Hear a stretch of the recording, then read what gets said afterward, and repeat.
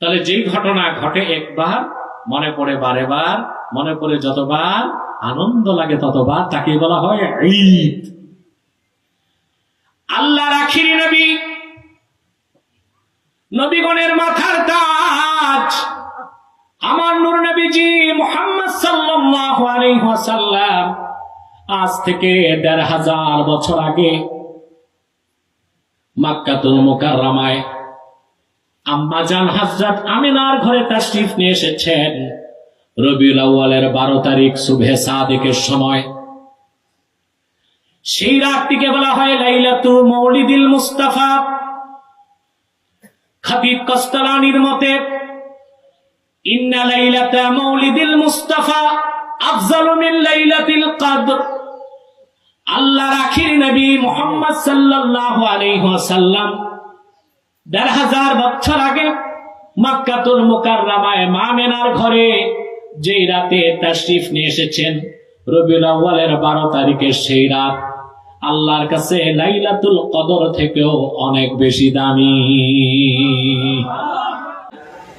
সুবহানাল্লাহ। মুমিনদের অন্তরে আনন্দে হিল্লোল হয়ে যায়। সুবহানাল্লাহ। আনন্দ মুমিনের হৃদয়ে জাগে বলেই, মুমিনদের হৃদয়ে আনন্দ জাগে বলেই মুমিনগণ বলে ঈদে মিলাদুন নবী সাল্লাল্লাহু আলাইহি ওয়াসাল্লাম। মিলাদুন নবীর ব্যানারে মাহফিল করা যাবে না এইরকম কথা কোন মুসলিম বলতে পারে না। সিরাত যার, মিলাদ তার। সিরাতুন নবী ব্যানারও মাহফিল হতে পারে, মিলাদুন নবীর ব্যানারও মাহফিল হতে পারে। একটি জায়গায় সমস্যা, ঈদ শব্দ কেন ব্যবহার করি, ঠিক না? এখন ঈদ অর্থ কি? আসলুহু মিনাল আউদ, শব্দটা এসেছে আউদ শব্দ থেকে। পারিভাষিক অর্থ আসরুরুল আইদ। আসরুরুল আইদ, যে আনন্দটা বারবার মনে জাগে তাকে বলা হয় ঈদ। কি বলা হয়? ঈদ। যে আনন্দটা বারবার মনে জাগে তাকে কি বলা হয়? ঈদ। সুবহানাল্লাহ। এখন আল্লাহ হাবিব মুহাম্মদ সাল্লাল্লাহু আলাইহি ওয়াসাল্লামের মাধ্যমে আল্লাহ বিশ্ববাসীর জন্য শ্রেষ্ঠ নিয়ামত কোরআন পাঠালেন ১৫০০ বছর আগে, রমজান মাস লাইলাতুল কদরে। এখন কোরআন নাজিল হয়েছে একবার ১৫০০ বছর আগে, কিন্তু প্রতি বছর লাইলাতুল কদর আসলে আমাদের মনে আনন্দ জাগে না? খুশি লাগে? যথেষ্ট বাতাস আছে, আনন্দ লাগে। আমরা সারা রাত জেগে ইবাদত করি, কথা বলেন। লাইলাতুল কদর পালন করি। রমজানের ৩০ দিনে লাইলাতুল কদর কয় দিন? কিন্তু পুরা রমজানই পালন করি কিনা? কোরআনের মাস হিসেবে করি না? এখন এই কোরআন হচ্ছে রাহমাত। এটা কি? রাহমাত।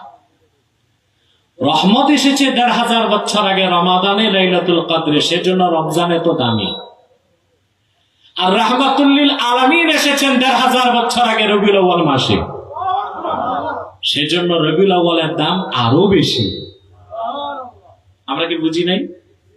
বুঝি নাই। বুঝে থাকলে পুরুষের কণ্ঠে বলি আলহামদুলিল্লাহ। আমার সাথে আপনাদের কমিউনিকেশন কে হতে পারবে না, সম্পর্ক রাখতে হবে। আপনারা বসছেন এমনিতে দূরে, আবার যারা দাঁড়িয়ে আছেন স্বেচ্ছাসেবক তোমাদেরকে বলছে বসো, ১ সেকেন্ডে বসো। এটা মাহফিল, এটা কোনো মেলা না, এটা কোনো ওরস না, এটা কোরআনের মাহফিল। এখানে আদব রক্ষা করতে হবে।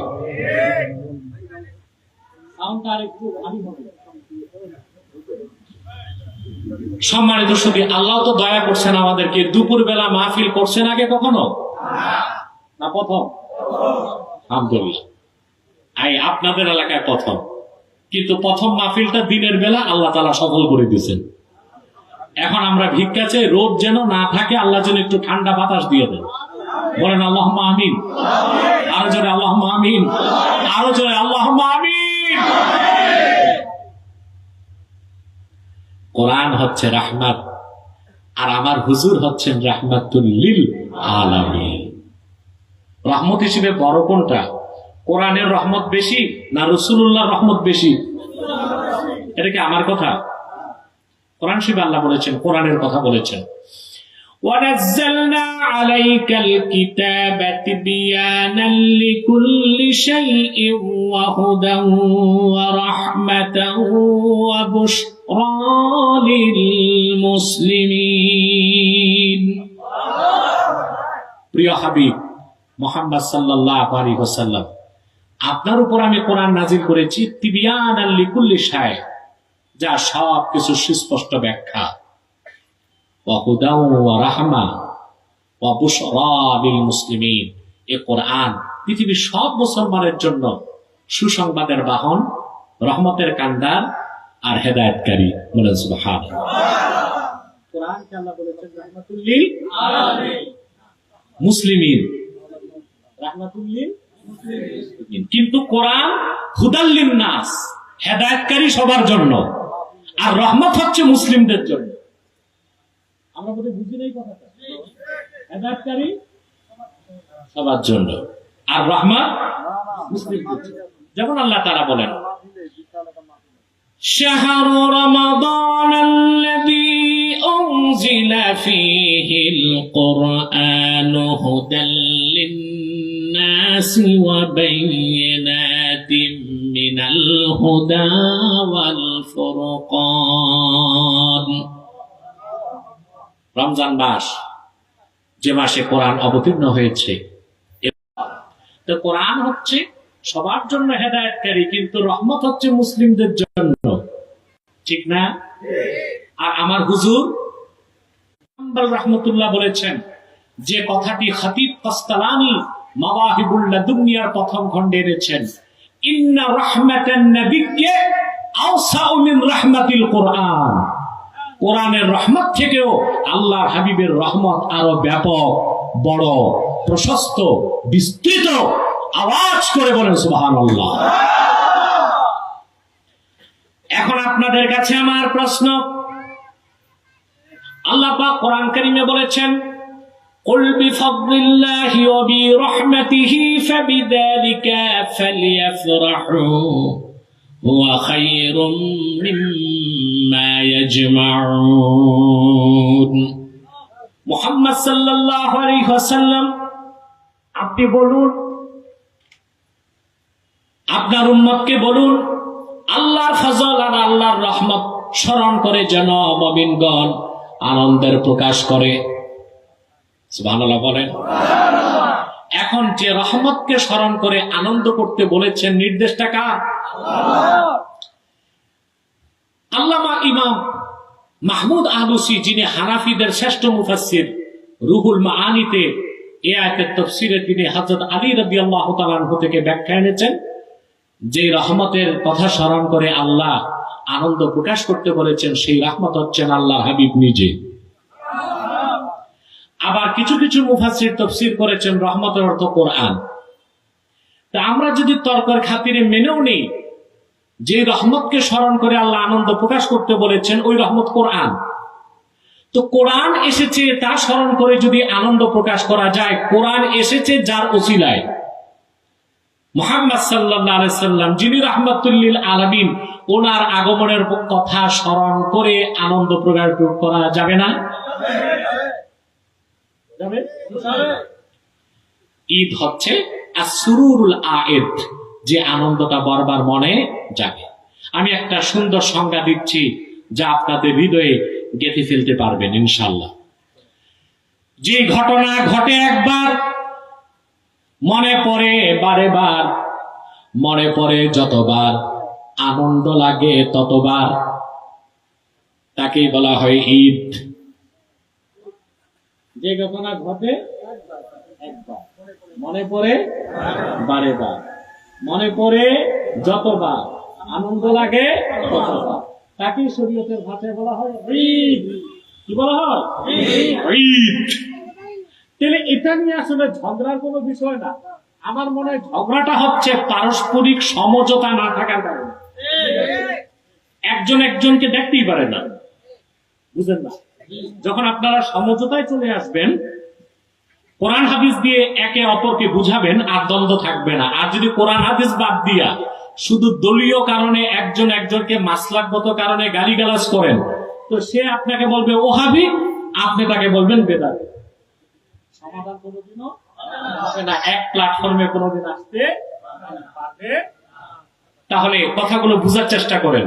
আমাদের ঝগড়াগুলো বাদ দিতে হবে। মাসলাকগত দ্বন্দ্ব থাকতেই পারে। আমি কিয়ামত তক ওয়াজ করলো, আপনি আমার মাসলাক নিবেন না, আর আপনি কিয়ামত তক ওয়াজ করলো, আপনার মাসলাক আমি নিব না। এই জন্য মাসলাক যার যার, দিন ইসলাম তো সবার।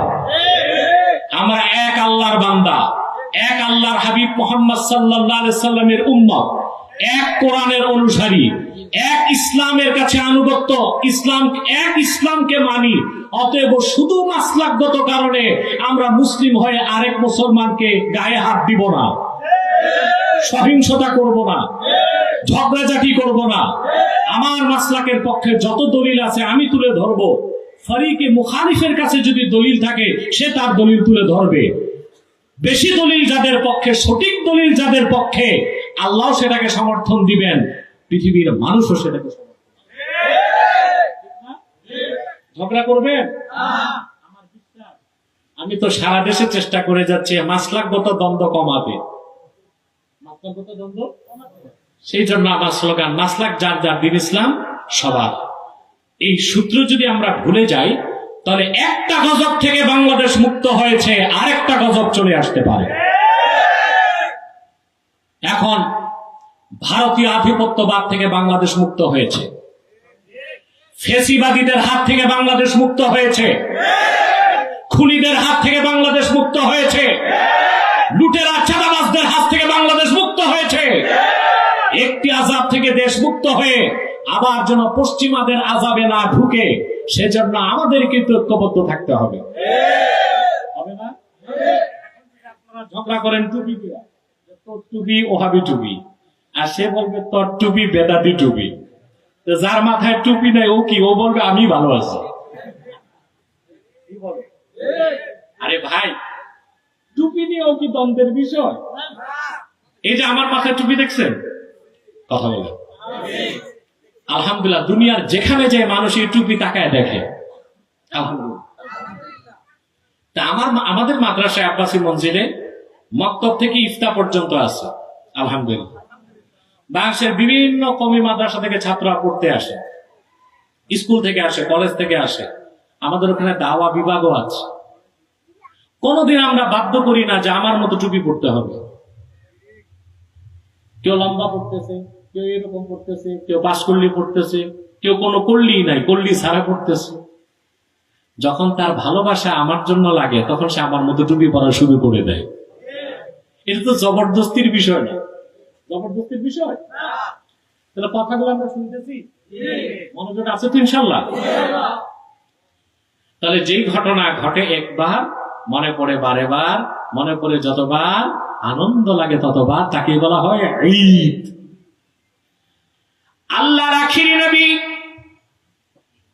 নবীগণের মাথার তাজ, আমার নূর নবীজি মুহাম্মদ সাল্লাল্লাহু আলাইহি ওয়াসাল্লাম আজ থেকে ১৫০০ বছর আগে মক্কাতুল মুকাররমায় আম্মা জান হযরত আমিনার ঘরে তাশরীফ নিয়ে এসেছেন। রবিউল আউয়ালের 12 তারিখ সুবহে সাদিকের সময়। সেই রাতটিকে বলা হয় লাইলাতু মাউলিদিল মুস্তাফা। খতিব কস্তালানির মতে, ইন্না লাইলাতা মাউলিদিল মুস্তাফা আফজালু মিন লাইলাতিল কদর।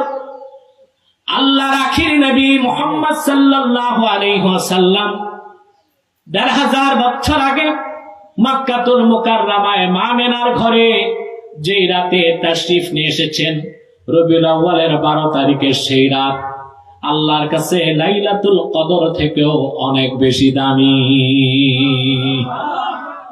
প্রতি বছর রবিউল আউয়াল মাসের আগমন ঘটলেই ১৫০০ বছর আগের সেই লাইলাতুল মাউলিদিল মুস্তাফার কথা স্মরণ হলে প্রত্যেক মুমিনের অন্তরে আনন্দের হিল্লোল বয়ে যায়। মুমিনগণ সেই আনন্দের প্রকাশ করার জন্য শরীয়তের দায়রার মধ্যে থেকে যদি আনন্দ প্রকাশ করার জন্য ইবাদত বন্দেগী করে, হোক তা তাফসিরুল কোরআন নামে, হোক তা সিরাতুন নবীর ব্যানারে কিংবা মিলাদুন নবীর ব্যানারে, নাচ শরীফ পড়ে, হাম শরীফ পড়ে, সঙ্গীত সন্ধ্যা করে, কোরআন তেলাওয়াত করে, জিকির ফিকির করে, তাবাররুক বন্টন করে, খাস মুনাজাত করে, তাকেই তো বলা হয় মাহফিলে ঈদে মিলাদুন নবী। এখানে কোনো এশকালের সুযোগ আছে? বাড়াবাড়ির সুযোগ আছে? আল্লাহ আমাদের সকলকে সহিহ সমাজ দান করুক, বলুন আল্লাহুম্মা আমিন। এই যে মহিমান্বিত মাস রবিউল আউয়াল মাস এসেছে, আমরা আনন্দিত না? কথা বলে না। এখন এই মাসে আমাদের কাজ কি? কয়েকটা কাজ। প্রথম কাজ হচ্ছে খুব বেশি বেশি দরুদ সালাম পড়া, আল্লাহ হাবিব সাল্লাল্লাহু আলাইহি সাল্লামের সিরাতের কিতাব পড়া, এবং আমাদেরকে একটি মাসে শপথ নিতে হবে আমরা আল্লাহর হাবিবের রেখে যাওয়া সুন্নত মোতাবেক জীবন যাপন করব। পারবো না ইনশাআল্লাহ? জোরে বলেন। মনে রাখবেন মুসলমান, আল্লাহর হাবিব মুহাম্মদ সাল্লাল্লাহু আলাইহি সাল্লামের অনুসরণ ছাড়া মুসলিম হবার কোনো সুযোগ নাই। আল্লাহর আখিরি নবী, নবীগণের মাথার তাজ আমার নূর নবীজি মুহাম্মদ সাল্লাল্লাহু আলাইহি ওয়াসাল্লামের অনুসরণটাই হচ্ছে, অনুসরণের মধ্যে ঈমান, ইসলাম, শরিয়ত, তরিকত, হাকিকত, মারিফত।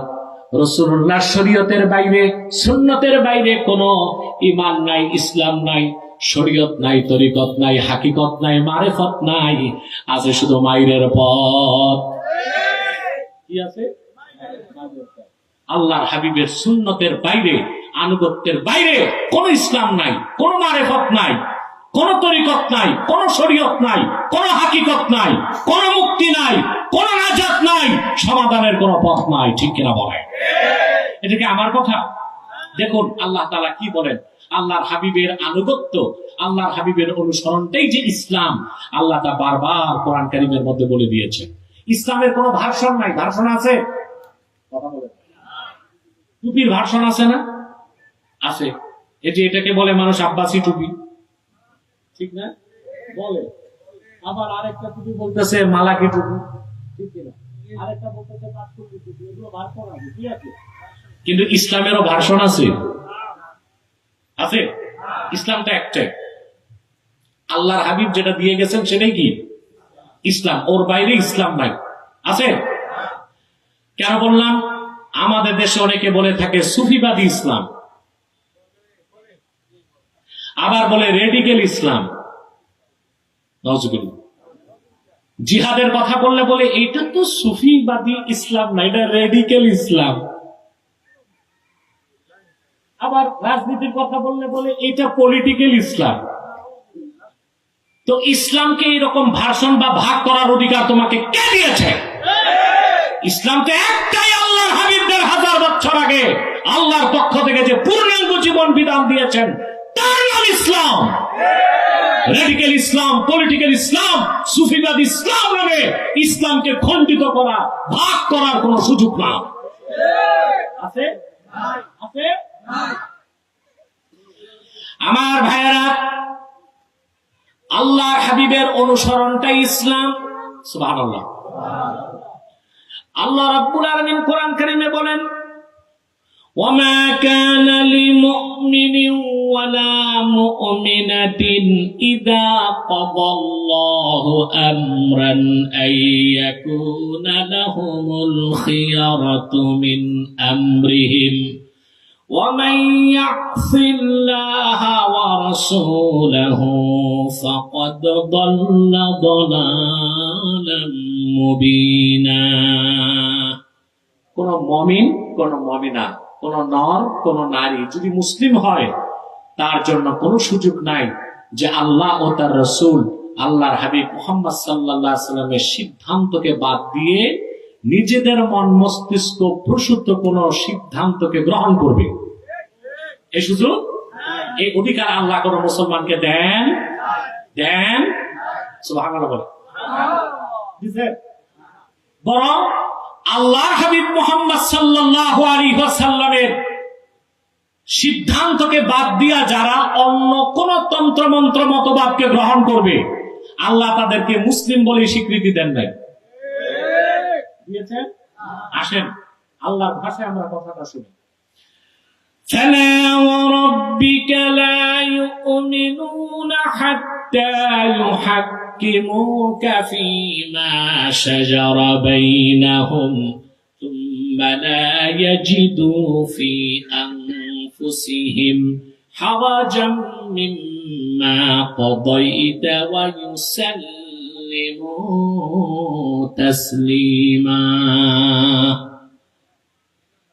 এর চেয়ে কঠোর কোন কথা আল্লাহ কোরআন শরীফে আর বলেন নাই।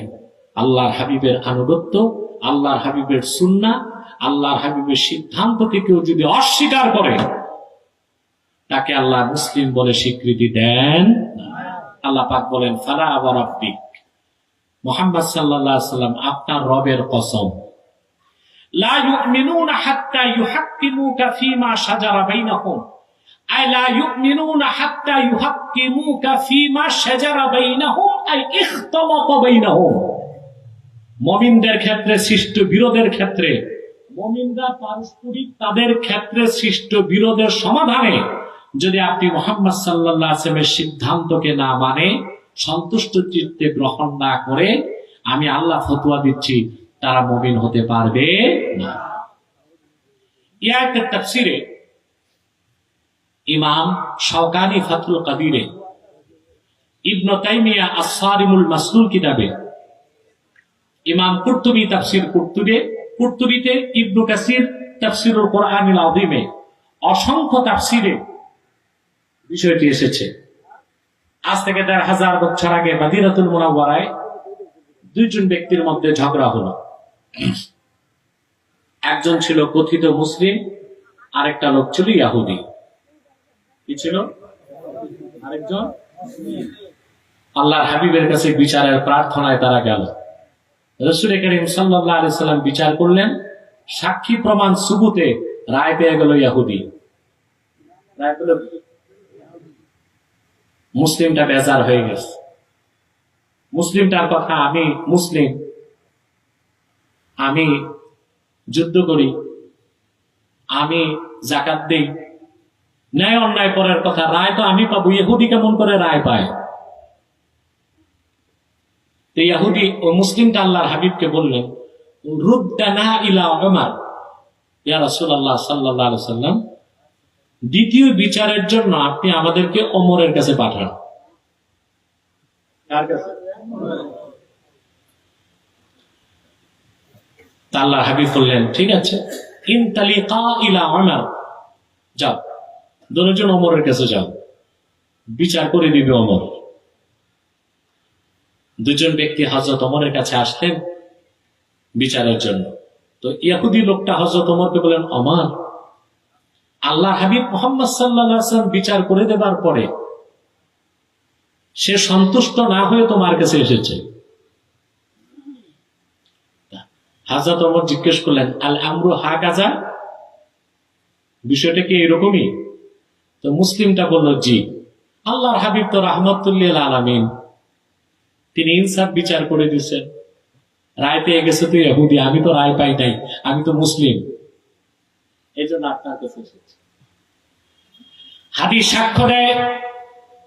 হযরত ওমর বললেন, ঠিক আছে, আমি সানি বিচার করে দিচ্ছি, আনতুমা মাকানাকুমা হাত্তা আরজিআ ইলাইকুমা, আমি দ্বিতীয় আরেকটা বিচার করে দিচ্ছি, যেখানে দাঁড়িয়ে আছো এখানেই দাঁড়িয়ে থাকো, আমি ফিরে আসার আগ পর্যন্ত নড়াচড়া করবা না। হাদিস সাক্ষ্য দেয়, ফাখারাজা উমরু মুস্তামিলান আলা সাইফিহি, হযরত ওমর তরবারি নিয়ে আসলেন, তরবারি কোষমুক্ত করলেন আর বললেন, আল্লাহর হাবিব মুহাম্মদ সাল্লাল্লাহু আলাইহি ওয়াসাল্লামের ফয়সালা, সিদ্ধান্ত যে মেনে নিতে চায় না, আল্লাহর আকাশের নিচে বেঁচে থাকার কোন অধিকার তার নাই। এই কথা বললেন আর তরবারির আঘাতে ওই মুনাফিক মুসলিমের গর্দান কেটে দিলেন। এই অবস্থা থেকে ইহুদি থরথর করে কাঁপতেছে। তারপর দিছে এক দৌড়, যে এই যদি হয় মুসলিমের বিচার, আমি তো ইহুদি, আমার জন্য কি বিচার হবে? হাদিস সাক্ষ্য দেয়, দৌড়িয়ে ইহুদি লোকটি মসজিদ নববীতে চলে আসলো। আল্লাহ হাবিবকে বললেন, ইয়া রাসূলুল্লাহ, ইয়া হাবিবাল্লাহ, বিচারের জন্য আমার সঙ্গে যে মুসলিমটা গিয়েছিল ওমর তারে হত্যা করেছেন।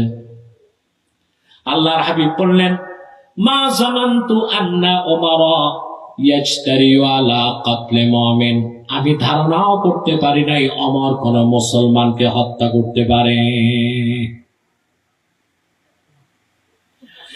মদিনাতুল মুনাওয়ারায় শোর পড়ে গেল, ওমর একজন মুসলিমকে হত্যা করেছে। হযরত ওমরের মনটা বেজার হয়ে গেল, সত্যি কি আমি কোন মুসলিমকে মেরে ফেললাম নাকি? আল্লাহ তাআলা ওমরের পক্ষে সাক্ষ্য দিয়া কোরআনের আয়াত নাজিল করে দিলেন। সাক্ষ্য কি দিলেন? তার পক্ষে আল্লাহ ঘোষণা করলেন, ফালা ওয়া রাব্বিকা লা ইউমিনুন, মুহাম্মদ সাল্লাল্লাহু আলাইহি ওয়াসাল্লাম, আপনার রবের কসম মারি আমি আল্লাহ কসম করে বলছি, যতক্ষণ পর্যন্ত তারা তাদের নিজেদের মতভেদ সমস্যার সমাধানের ক্ষেত্রে আপনি মুহাম্মদ সাল্লাল্লাহু আলাইহি সাল্লামের সিদ্ধান্তকে মেনে না নিবে সন্তুষ্ট চিত্তে বিনা প্রশ্নে, আমি আল্লাহ সাক্ষ্য দিচ্ছি তারা মুমিন হতে পারে না, মুসলিম হতে পারে না। অতএব আপনার সাহাবী ওমর কোন মুসলিমকে হত্যা করে নাই, আপনার সিদ্ধান্ত মানে নাই এমন একজন মুসলিম নামধারী মুনাফিককে কতল করেছে। এখন মানিকগঞ্জবাসী আপনাদের কাছে আমার একটা প্রশ্ন, রাগ করবেন না তো? কে কে রাগ করবেন না?